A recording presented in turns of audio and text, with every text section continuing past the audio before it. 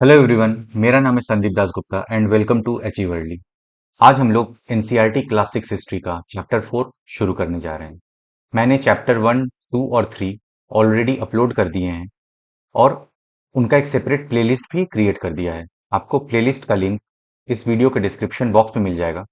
तो जो लोग नए आए हैं, आप उन वीडियोस को वहां से देख सकते हैं और एनसीईआरटी की बुक्स को आप एनसीईआरटी की वेबसाइट से फ्री में डाउनलोड कर सकते हैं। तो आप उनको डाउनलोड कर लीजिएगा और ये लेक्चर देखने के बाद चैप्टर 4 को बुक से एक बार पढ़ लीजिएगा तो आपके कॉन्सेप्ट्स और क्लियर हो जाएंगे।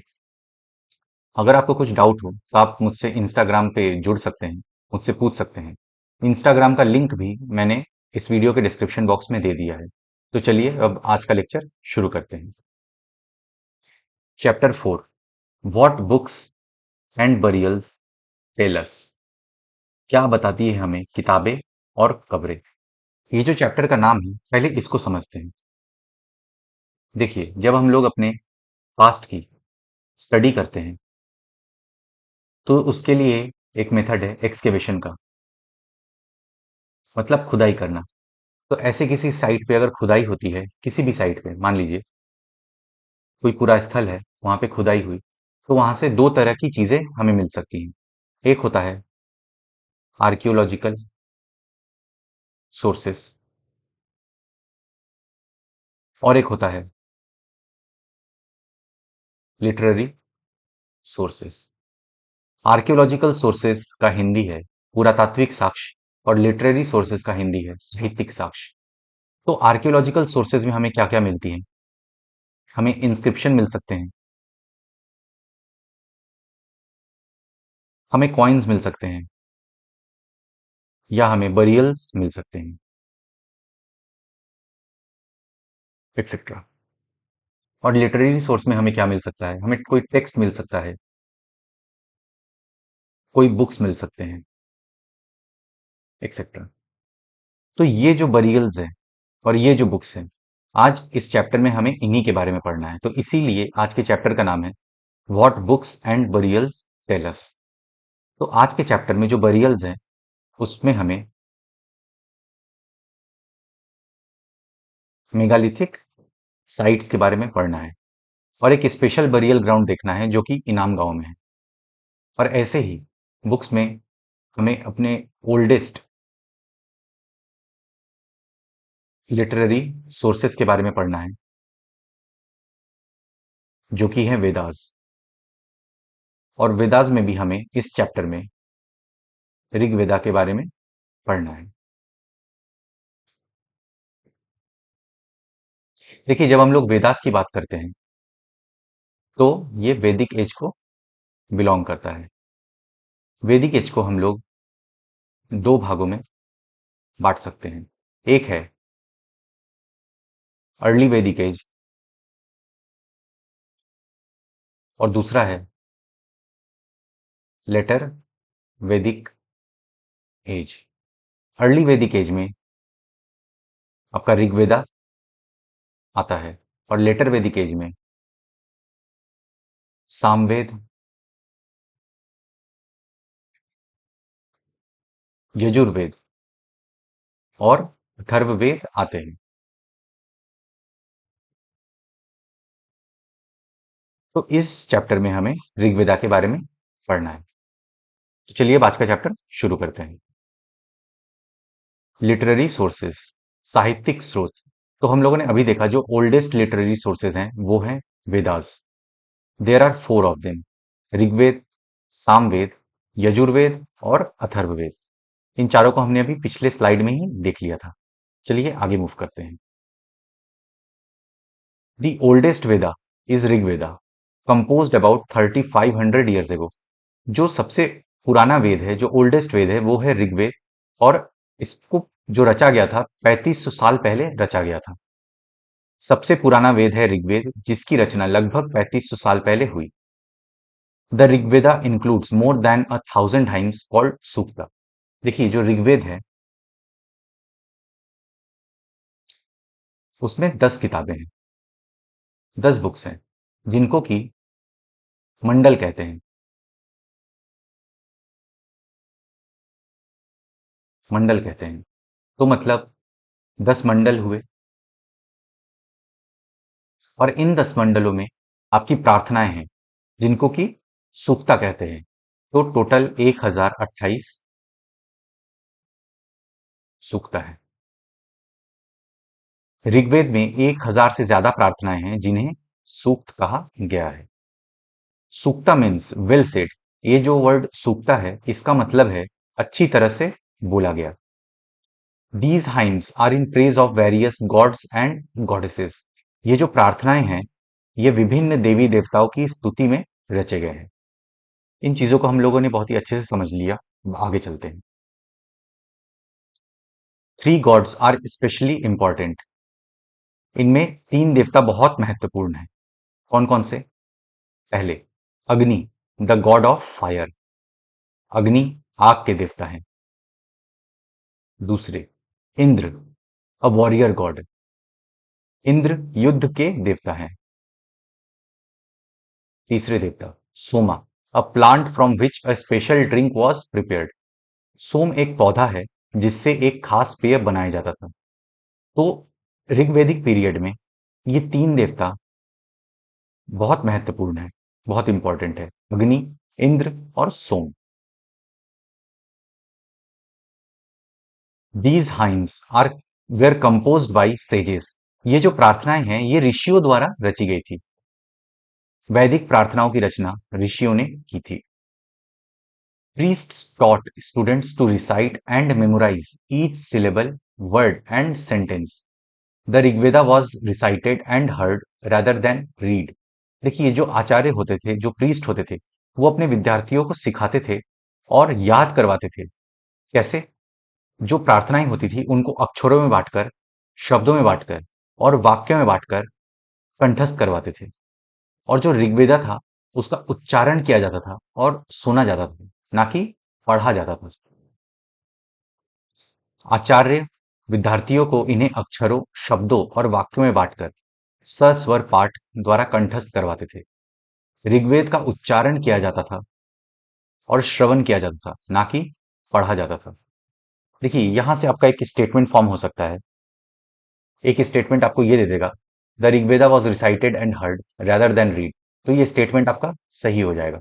ऐसे करते हुए आप पढ़ते चलिए ताकि आपके दिमाग में ये भी रहे कि क्वेश्चन किस तरीके से पुटअप हो सकता है। Most of the hymns were composed, taught and learnt by men. A few were composed by women. जो ये प्रार्थनाएं थी, ज्यादातर प्रार्थनाएं जो रची जाती थी, पढ़ी जाती थी और दूसरों को सिखाई जाती थी, वो पुरुषों के द्वारा सिखाई जाती थी। फ्यू बहुत ही मतलब कम ऐसी प्रार्थनाएं थी जिनको कि महिलाओं ने कंपोज किया था या रचा था। अधिकांश सूक्तों के रचयिता सीखने और सिखाने वाले पुरुष थे। कुछ प्रार्थनाओं की रचना महिलाओं ने भी की थी। The Rigveda is in old और वैदिक संस्कृत। देखिए, जो ऋग्वेदा था वो ओल्ड या वैदिक संस्कृत में था। ये संस्कृत आज के संस्कृत से बहुत अलग है जो हम लोग स्कूलों में पढ़ते हैं। ऋग्वेद की भाषा प्राक संस्कृत या वैदिक संस्कृत कहलाती है। It was written down several centuries after it was first composed and printed less than 200 years ago. देखिए, जो ऋग्वेदा को जो पहली बार रचा गया था उसके कई सदियों बाद उसे पहली बार लिखा गया था, और उसको तो प्रिंट सिर्फ पिछले 200 साल पहले ही प्रिंट किया गया है। रचना के कई सदियों बाद इसे पहली बार लिखा गया। इसे छापने का काम तो मुश्किल से 200 साल पहले हुआ। अब जो हमारा नेक्स्ट टॉपिक है वो है कैटल, हॉर्सेस एंड चैरियट्स। मवेशी, घोड़े और रथ। There are many prayers in the Rigveda for cattle, children, specially sons and horses. Rigveda में जो प्रार्थनाएं हैं उनमें से बहुत सारे प्रार्थनाएं मवेशी के लिए है, मतलब बच्चों के लिए है और खासकर पुत्रों के लिए है और घोड़ों के लिए है। ऋग्वेद में मवेशियों, बच्चों, खासकर पुत्रों और घोड़ों की प्राप्ति के लिए अनेक प्रार्थनाएं हैं। Horses were yoked to chariots that were used in battles, which were fought to capture cattle. देखिए, ये जो घोड़े होते थे उनको रथ से बांध दिया जाता था, और ये जो रथ होते थे फिर युद्ध में, बैटल में यूज होते थे। और ये युद्ध किस लिए लड़ा जाता था? कैटल को कैप्चर करने के लिए। तो देखिए यहाँ पे घोड़े भी आपके इंपॉर्टेंट है, रथ भी आपके इंपॉर्टेंट है और मवेशी भी आपके इंपॉर्टेंट है। घोड़ों को लड़ाई में रथ खींचने के काम में लाया जाता था। इन लड़ाइयों में मवेशी जीतकर लाए जाते थे। Battles were also fought for land which was important for pasture and for growing hardy crops that ripened quickly such as barley। देखिए ये जो युद्ध लड़े जाते थे यहाँ पे हम लोगों ने देखा कि कैटल के लिए लड़े जाते थे, मतलब मवेशी के लिए लड़े जाते थे। और और भी जो युद्ध होते थे वो जमीन के लिए भी लड़े जाते थे, जो कि इंपॉर्टेंट होते थे पैस्चर के लिए, मतलब चारागाह के लिए। जहां पे अच्छे चारागाह होते थे वैसे जमीनों के लिए लड़े जाते थे, क्योंकि अगर आप युद्ध में चारागाह उस वक्त के लोग जीत जाते थे तो उनके पास जो मवेशी होते थे उनके खाने का इंतजाम हो जाता था। और ऐसे भी जमीनों के लिए लड़े जाते थे जहां पे कि जौ जैसे जो अनाज है उनको उगाया जा सके। लड़ाइयां वैसे जमीन के लिए भी लड़ी जाती थी जहां अच्छे चारागाह हो और जहां पर जौ जैसी जल्दी तैयार हो जाने वाली फसलों को उपजाया जा सके। Some battles were fought for water and to capture people. कुछ लड़ाइयां पानी के लिए भी, पानी के स्रोतों के लिए भी लड़ी जाती थी, और कुछ लड़ाइयां जो लोग होते थे उनको बंदी बनाने के लिए भी लड़े जाते थे। कुछ लड़ाइयां पानी के स्रोतों और लोगों को बंदी बनाने के लिए भी लड़ी जाती थी। Some of the wealth that was obtained was kept by leaders. Some was given to the priests and the rest was distributed among the people। देखिए ये जो युद्ध होते थे इसके बाद जो धन प्राप्त होता था उन धन में से कुछ, उसका जो पार्ट होता था, जो शासक होते थे या लीडर होते थे वो अपने पास रख लेते थे, और कुछ को पुरोहितों को दे दिया जाता था, और जो बचता था, शेष बचता था, वो लोगों के बीच में डिस्ट्रीब्यूट कर दिया जाता था। युद्ध में जीते गए धन का कुछ भाग सरदार रख लेते थे तथा कुछ हिस्सा पुरोहितों को दिया जाता था। शेष धन आम लोगों में बांट दिया जाता था। Some wealth was use for the performance of yajnas और sacrifices in which offerings were made into the fire. ये जो वेल्थ प्राप्त होता था, मतलब धन प्राप्ति होती थी, इसका कुछ भाग यज्ञ करने में भी इस्तेमाल किया जाता था, यज्ञ और आहुति देने के लिए भी इस्तेमाल किया जाता था। कुछ धन यज्ञ करने के लिए भी प्रयुक्त होता था, यज्ञ की आग में आहुति दी जाती थी। These where meant for gods and goddesses. ये जो यज्ञ किए जाते थे या आहुति दी जाती थी, ये देवता और देवियों को दी जाती थी। ये आहुतियां देवी देवताओं को दी जाती थी। Offerings could include ghee, grain and in some cases animals. जो आहुति जो दी जाती थी उसमें घी, अनाज और कभी-कभी जानवरों की भी आहुति दी जाती थी।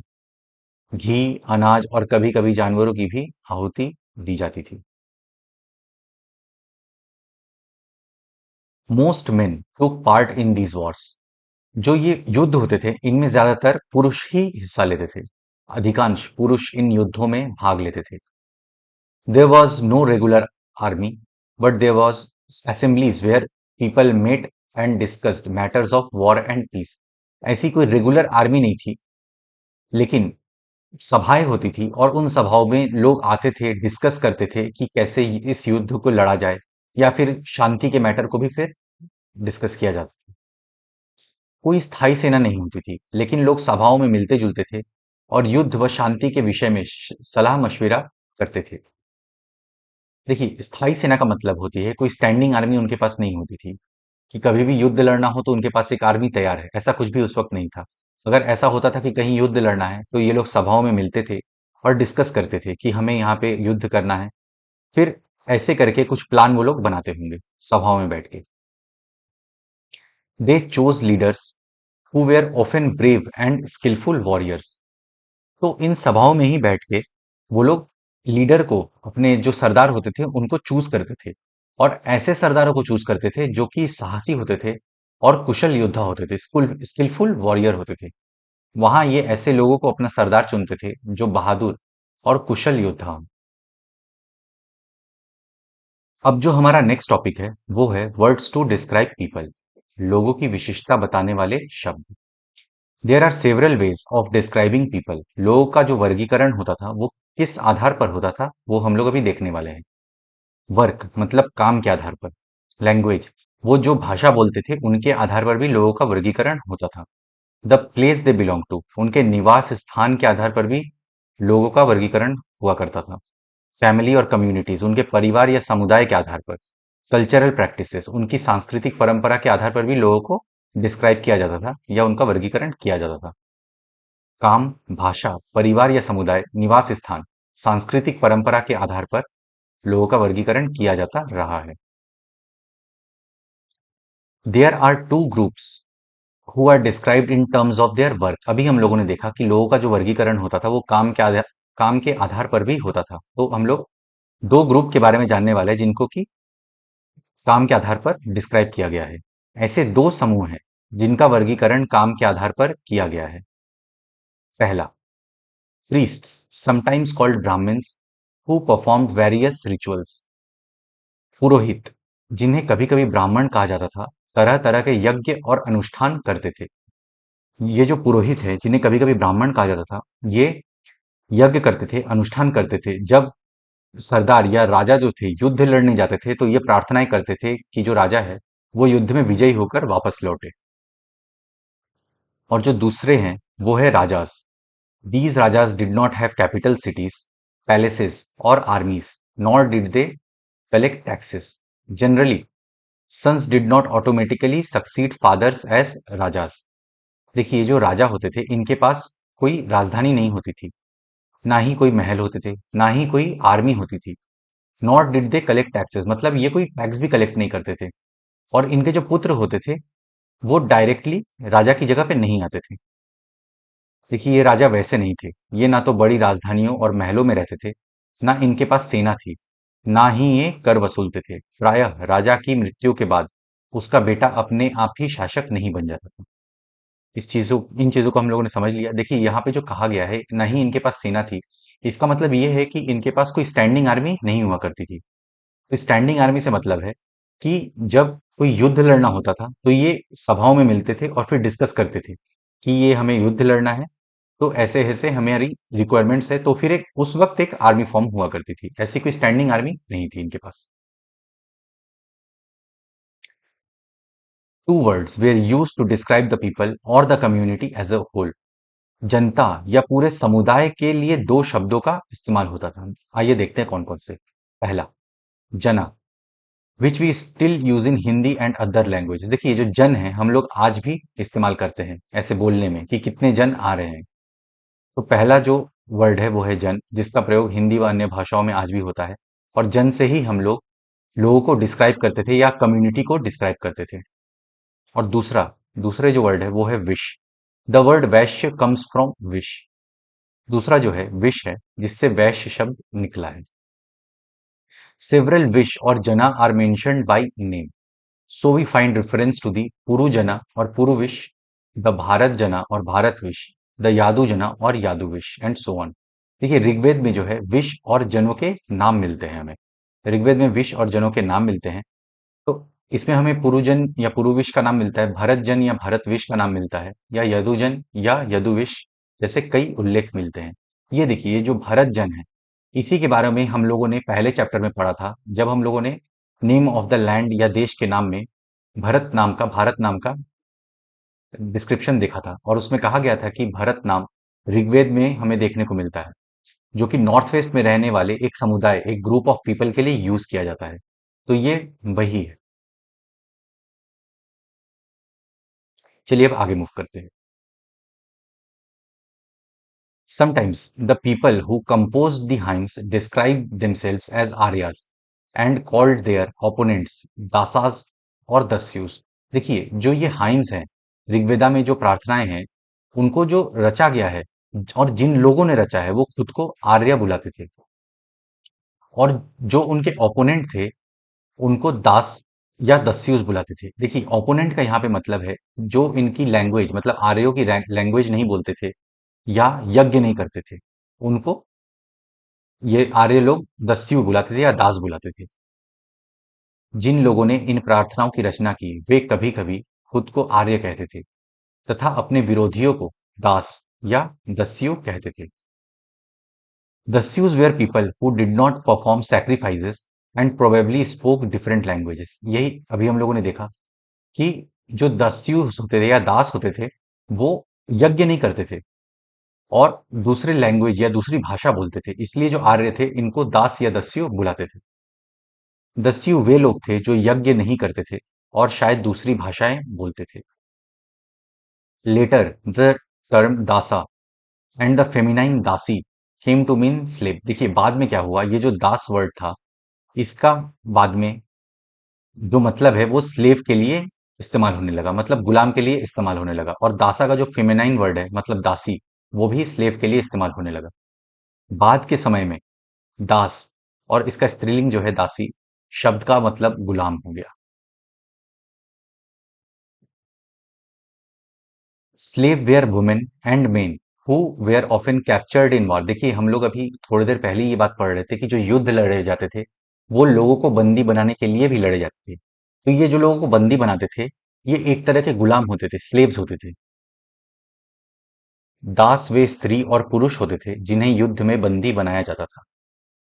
दे were treated as the property of their owners who could make them do whatever work they wanted. देखिए इनको जो ओनर होते थे मतलब मालिक होते थे उनकी जायदाद माना जाता था और उनसे वो कुछ भी काम करवा सकते थे, अपने गुलामों से वो कुछ भी काम करवा सकते थे। उन्हें उन्हें उनके मालिक की जायदाद माना जाता था। जो भी काम मालिक चाहते थे उन्हें वो सब करना पड़ता था। While the Rig Veda was being composed in the northwest of the subcontinent, there were other developments elsewhere. देखिए जब Rigveda north west part of the subcontinent में रचा जा रहा था, कंपोज किया जा रहा था, तो दूसरे जगहों पे कुछ दूसरे डेवलपमेंट्स भी हो रहे थे। अभी हम लोग उनके बारे में पढ़ेंगे। जिस युग में उपमहाद्वीप के उत्तर पश्चिम में ऋग्वेदा की रचना हो रही थी उसी समय दूसरी जगहों पर एक अलग तरह का विकास हो रहा था। मेगालिथिक एज, महापाषाण काल। तो जो मेगालिथिक एज है ये फेमस क्यों है? क्योंकि यहाँ पे बड़े बड़े शिलाखंड पाए गए हैं जिनको कि मेगालिथ्स कहते हैं। The stone boulders are known as megaliths, literally big stones. ये शिलाखंड महापाषाण नाम से जाने जाते हैं। देखिए महापाषाण क्या है, महा मतलब बड़ा होता है और पाषाण मतलब पत्थर होता है, मतलब बड़े बड़े पत्थर ऐसे खड़े किए जाते थे। These were carefully arranged by people and were used to mark burial sites. ये जो पत्थर रखे जाते थे मतलब अगर ये पत्थर कहीं पे खड़ा रहता था तो इसका मतलब ये होता था कि ये आसपास कहीं बरियल ग्राउंड है, इस वजह से ये पत्थर यहाँ पे खड़ा किया गया है। ये पत्थर दफन करने की जगह पर लोगों द्वारा बड़े करीने से लगाए जाते थे। The practice of erecting megaliths began about 3000 years ago. महापाषाण कब्र बनाने की प्रथा लगभग 3000 साल पहले शुरू हुई थी। ठीक है, ये हम लोगों ने समझ लिया। अब आगे चलते हैं। It it was prevalent through out the Deccan, south India, in the north east and Kashmir. ये जो मेगालिथ्स हैं, बड़े बड़े जो पत्थर हैं, ये डेक्कन में पाए गए हैं, दक्कन में पाए गए हैं, साउथ इंडिया मतलब दक्षिण भारत में पाए गए हैं, नॉर्थ ईस्ट में भी पाए गए हैं और कश्मीर में भी पाए गए हैं। ये प्रथा दक्कन, दक्षिण भारत, उत्तर पूर्वी भारत और कश्मीर में प्रचलित थी। While some megaliths can be seen on the ground, other megalith burials are often underground। देखिए कुछ जो मेगालिथ्स थे मतलब ये जो बड़े बड़े पत्थर थे ये कुछ तो सरफेस पे पाए गए हैं, जमीन के ऊपर पाए गए हैं, और कुछ मेगालिथिक बरियल्स जो हैं अंडरग्राउंड भी पाए गए, मतलब जमीन के नीचे भी पाए गए हैं। कुछ महापाषाण जमीन के ऊपर ही दिख जाते हैं, कुछ महापाषाण जमीन के भीतर भी होते हैं। Sometimes archaeologists find a circle of stone boulders or a single large stone standing on the ground। देखिए कई बार पुरातत्वविदों को गोलाकार सजाए हुए पत्थर मिलते हैं, कई बार अकेला खड़ा हुआ पत्थर मिलता है। आइए एक चित्र देखते हैं इसका। देखिए ये कब्र हो गई और यहाँ पे जो है पत्थर ऐसे आपको खड़े मिलते हैं और ये गोलाकार शेप में रखे गए हैं। ठीक है, तो ये एक मेगालिथिक एज का बरियल ग्राउंड है जिसमें कि बड़े बड़े पत्थर इरेक्ट किए जाते थे और ये 3000 साल पहले से पाए गए हैं। ठीक है, ये हम लोगों ने पढ़ लिया कि सर्कल ऑफ स्टोन बोल्डर्स भी हमें मिलते हैं और स्टैंड सिंगल लार्ज स्टोन मतलब एक ऐसे सिंगल स्टोन भी खड़ा मिलता है। ऐसे पत्थरों को मेनहिर्स कहते हैं। ऐसे पत्थरों को मेनहिर कहा जाता है। These are only indication that there are burials beneath. ये जो पत्थर होते थे ये इंडिकेट करते थे कि इसके नीचे जो है कोई कब्रगाह बनी हुई है। ये यही एकमात्र प्रमाण है जो जमीन के नीचे कब्रों को दर्शाते हैं। All these burials have common features. इन कब्रों में कुछ समानताएं हैं। आइए देखते हैं कौन कौन सी। The dead were buried with distinctive pots which are called black and red ware. मृतकों को एक खास किस्म के मिट्टी के बर्तनों के साथ दफनाया जाता था जिन्हें काले लाल मिट्टी के बर्तन के नाम से जाना जाता है, ब्लैक एंड रेड वेयर। देखिए ये चीज आप याद रखिएगा क्योंकि आपसे ये पूछ सकता है कि ब्लैक एंड रेड वेयर हमें कहाँ मिलते हैं, तो आपका आंसर वहां पे हो जाएगा मेगालिथिक साइट से हमें मिलते हैं। ऑल्सो फाउंड आर, और क्या क्या मिलता है, tools and weapons of iron मतलब लोहे के औजार या हथियार मिलते हैं। Skeletons of horses and horse equipment भी मिलते हैं मतलब कि घोड़े के कंकाल भी हमें मिले हैं ऐसे कब्रों से, और घोड़े के सामान भी मिले हैं जो इक्विपमेंट यूज होता था। Ornaments of stone and gold मतलब कि पत्थर और सोने के आभूषण भी हमें मिलते हैं। देखिए इनके साथ ही मिले हैं लोहे के औजार और हथियार, घोड़ों के कंकाल और सामान, पत्थर और सोने के गहने। तो ये जो बरियल ग्राउंड्स होते थे ये कुछ कॉमन फीचर्स हैं, ये पहला हो गया और ये दूसरा हो गया जो हमें देखने को मिलते हैं। पहला क्या है कि मिट्टी के बर्तन देखने को मिले हैं जो कि ब्लैक और रेड कलर के होते थे, और दूसरा जो है टूल्स मिले हैं, हथियार मिले हैं आयरन के, स्केलेटन्स मिले हैं, घोड़े के कंकाल मिले हैं और घोड़े के सामान मिले हैं, और गहने मिले हैं पत्थर और सोने के। तो इन चीजों को आप याद रखिएगा, एक दो बार आप रिवीजन करेंगे तो आपके दिमाग में बैठ जाएंगे। अब जो हमारा नेक्स्ट टॉपिक है वो है सोशल डिफरेंसेस, सामाजिक असमानता। इसका मतलब है कि हम लोग अभी ये देखने वाले हैं कि उस वक्त क्या कोई सोशल डिफरेंसेस लोगों में थी। हम इस चीज के बारे में पढ़ने वाले हैं। Archaeologists think that the objects found with a skeleton probably belong to the dead person. पुरातत्वविदों का मानना है कि जो वस्तुएं हमें कंकालों के साथ मिली हैं कब्रों में वो उस मृतक व्यक्ति को ही बिलोंग करती होंगी, उस मृतक व्यक्ति की ही होंगी वो वस्तुएं। पुरातत्वविद ये मानते हैं कि कंकाल के साथ पाई गई चीजें मरे हुए व्यक्ति की ही रही होंगी। Sometimes more objects are found in one grave than in another. मान लीजिए ये दो कब्रें हैं, तो ऐसा भी बहुत बार हुआ है कि इस कब्र में बहुत सारी वस्तुएं मिली हो और इस कब्र में बहुत ही कम वस्तुएं मिली हो। कभी कभी एक कब्र की तुलना में दूसरी कब्र में ज्यादा चीजें मिलती हैं। In Brahmagiri one skeleton was buried with 33 gold beads, 2 stone beads, 4 copper bangles and 1 conch shell। देखिए ब्रह्मगिरी एक जगह है जहां पे कि हमें एक स्केलेटन प्राप्त हुआ, एक कंकाल मिला है जिसमें कि 33 सोने के मनके हमें मिले हैं, 2 पत्थरों के मनके मिले हैं, 4 तांबे की चूड़ियां मिली हैं और एक शंख भी मिले हैं। ब्रह्मगिरी में एक व्यक्ति की कब्र में 33 सोने के मनके और शंख पाए गए हैं। Other skeletons have only a few pots. दूसरे कंकालों के पास सिर्फ कुछ मिट्टी के बर्तन ही पाए गए हैं। देखिए अभी हम लोगों ने देखा कि एक बरियल साइट पे एक कब्र में हमें सोने के मनके मिल रहे हैं, पत्थर के मनके मिल रहे हैं, शंख मिल रहे हैं, तांबे की चूड़ियां मिल रही हैं, और दूसरे कब्र में सिर्फ कुछ मिट्टी के बर्तन मिल रहे हैं। तो इससे ये आइडिया लगता है कि उस वक्त भी लोगों का जो सोशल स्टेटस था वो डिफरेंट रहा होगा। हो सकता है उस वक्त भी कुछ लोग अमीर हो, कुछ लोग गरीब हो, या फिर ये भी हो सकता है कि कुछ लोग शासक वर्ग को बिलोंग करते हो और कुछ लोग सामान्य लोग हों। These finds suggest that there was some difference in status among the people who were buried। ये दफनाए गए लोगों की सामाजिक स्थिति में भिन्नता को दर्शाता है। Some were rich, others poor, some chiefs and other followers. देखिए यही चीज हम लोगों ने अभी डिस्कस किया। हो सकता है कुछ अमीर हो, कुछ गरीब हो, कुछ सरदार हो, या फिर कुछ उनके अनुयायी हों, फॉलोअर्स हों। कुछ लोग अमीर थे तो कुछ लोग गरीब, कुछ लोग सरदार थे तो दूसरे अनुयायी। तो उस वक्त भी जो सोशल स्टेटस था लोगों का वो डिफरेंट था। देखिए हम लोगों ने यहाँ पे बरियल साइट देख लिया ये। अब जो है इस मैप में हम लोग देखते हैं, ये देखिए, ये आपका मेगालिथिक साइट इससे डिनोट हो रहा है। देखिए ये रहा ब्रह्मगिरी, जो कि कर्नाटक में है। और यहाँ पे एक और मेगालिथिक साइट है, आदि चन्नालूर।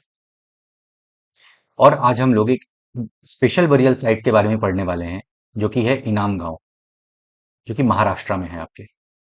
देखिए इन मैप्स को आप बहुत ही ध्यान से पढ़िए, क्योंकि यहाँ पे देखिए हम लोगों ने जब सेकंड लेक्चर पढ़ा था वहां पे पैलियोलिथिक साइट्स के बारे में देखा था। ये भीमबेटका हो गया, ठीक है, फिर यहाँ पे हुंसगी हो गया, कुरनूल केव्स हो गया। यही मैप बार बार रिपीट हो रहा है, तो ये मैप बहुत ही ज्यादा इंपॉर्टेंट है।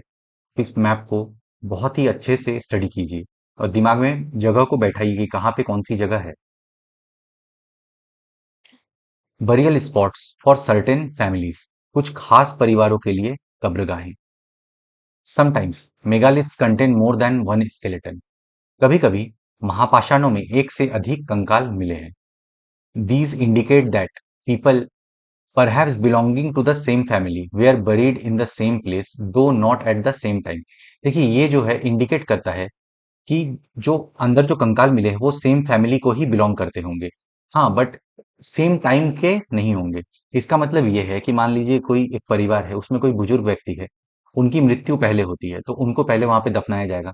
फिर कई सालों बाद कोई उस फैमिली में, उनकी भी एज होगी, फिर उनकी मृत्यु होगी, तो फिर जाके उस व्यक्ति को उसी सेम कब्रगाह में दफनाया जाएगा। तो ऐसे करके कई जगह मिले हैं जहाँ पे कि कई कंकाल हमें मिलते हैं, जो ये दर्शाता है कि ये लोग सेम फैमिली को ही बिलोंग करते थे। वे ये दर्शाते हैं कि शायद एक ही परिवार के लोगों को एक ही स्थान पर अलग अलग समय पर दफनाया गया था। The bodies of those who died later were brought into the grave through port holes. देखिए जो बाद में जिनकी मृत्यु होती थी उनको कब्रों में कैसे लेके आते थे? पोर्ट होल्स के थ्रू। देखिए पोर्ट होल्स क्या होता था, मान लीजिए ये बरियल ग्राउंड है और ऐसे अंदर छेद होते थे जिसके थ्रू अंदर जाते थे लोग मृतक को लेके, और इसी को पोर्ट होल्स कहते हैं। बाद में मरने वाले लोगों को पोर्ट होल के रास्ते कब्रों में लाकर दफनाया जाता था। Stone circles or boulders placed on the surface probably served as signposts to find the burial site, so that people could return to the same place whenever they wanted to। देखिए हम लोगों ने पिछले ही स्लाइड में एक यहाँ पे चित्र देखा था जहाँ पे कि ये जो पत्थर हैं गोलाकार वे में रखे गए हैं, तो ये कुछ नहीं बस एक साइन पोस्ट की तरह काम करते हैं। इससे ये पता चलता है कि यहीं पे बरियल ग्राउंड है, तो जब किसी की मृत्यु होती थी तो उनको पता रहता था कि हमें वहीं पे जाना है। ऐसे स्थान पर गोलाकार लगाए पत्थर या चट्टान चिन्हों का काम करते थे, जहां लोग आवश्यकता अनुसार शवों को दफनाने दोबारा आ सकते थे। अब हम लोग इनाम गांव के बारे में पढ़ेंगे। इनाम गांव, it is a site on the river घोड़, अ ट्रिब्यूटरी ऑफ भीमा। ये जो इनाम गांव है ये घोड़ नदी के किनारे है, और घोड़ नदी सहायक नदी है भीमा नदी की। ये भीमा की एक सहायक नदी घोड़ के किनारे एक जगह है। It was occupied between 36 and 2700 years ago. इस जगह पर 3600 से 2700 साल पहले लोग रहते थे।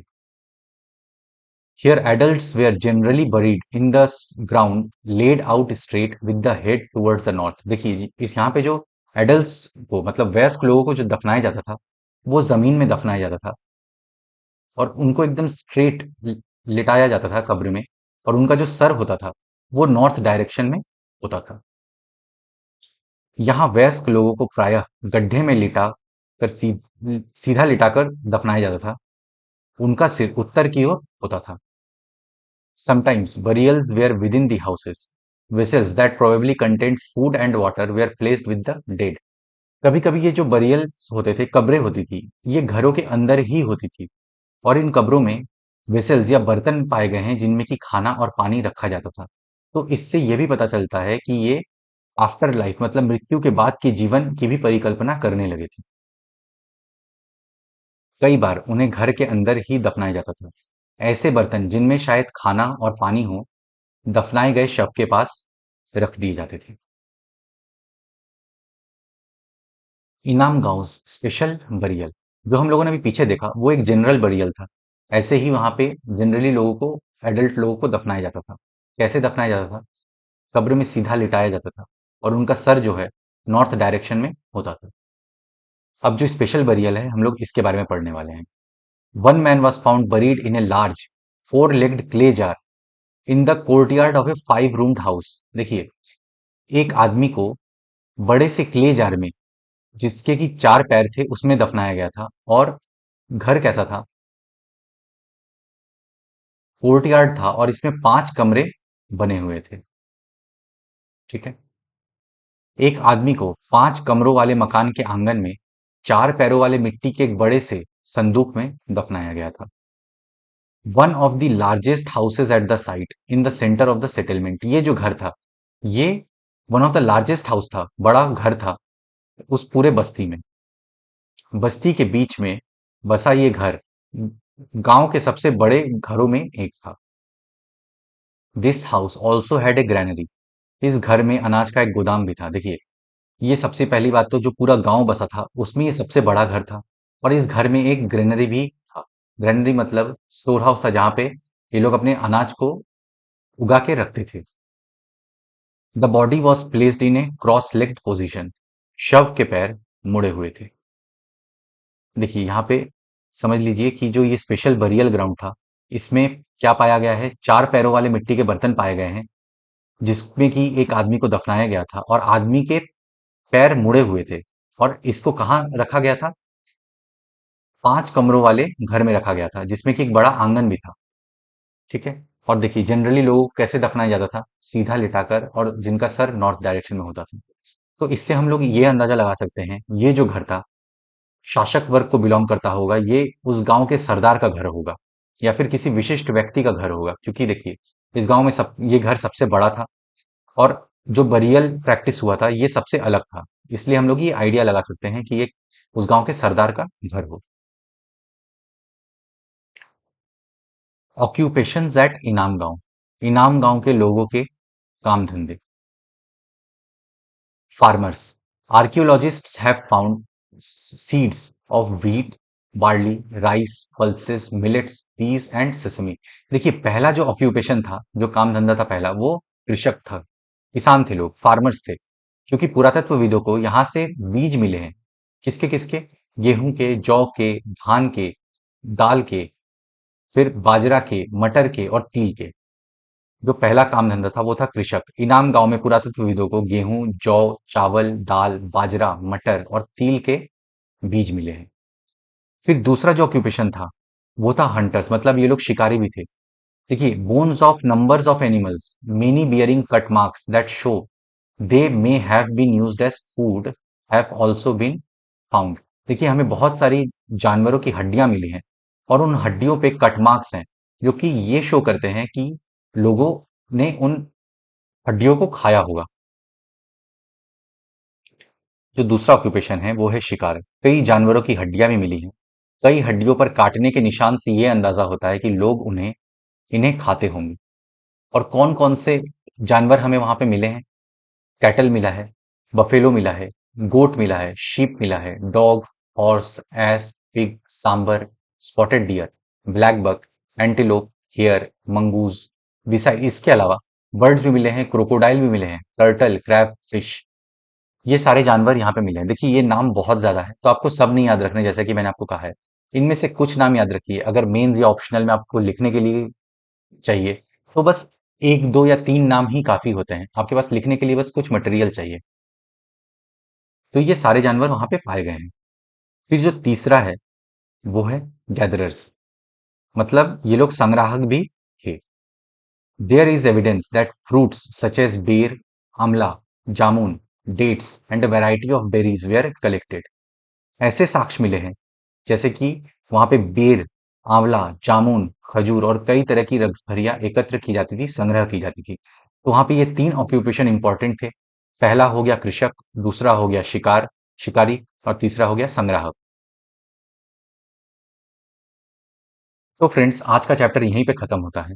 हम लोगों ने बहुत ही डिटेल्ड वे में चैप्टर 4 को पढ़ लिया है। मैं आशा करता हूं कि आपको सब कुछ समझ में आ गया होगा। आप एक बार ये लेक्चर देखने के बाद एनसीईआरटी से इस चैप्टर को पढ़ लीजिएगा तो आपके कंसेप्ट और क्लियर हो जाएंगे। फिर भी अगर आपको कुछ डाउट्स होता है तो आप मुझसे कमेंट्स में पूछ सकते हैं, या फिर इंस्टाग्राम का लिंक मैंने डिस्क्रिप्शन बॉक्स में दे दिया है, आप वहां भी मुझसे पूछ सकते हैं। आप अपने फ्रेंड्स के साथ, जो लोग तैयारी कर रहे हैं, उनके साथ इस वीडियो को शेयर कर सकते हैं। वीडियो पसंद आए तो लाइक कीजिए, चैनल को सब्सक्राइब कीजिए। मैं मिलता हूं आपके साथ नेक्स्ट लेक्चर में। Good day to everyone. जय हिंद।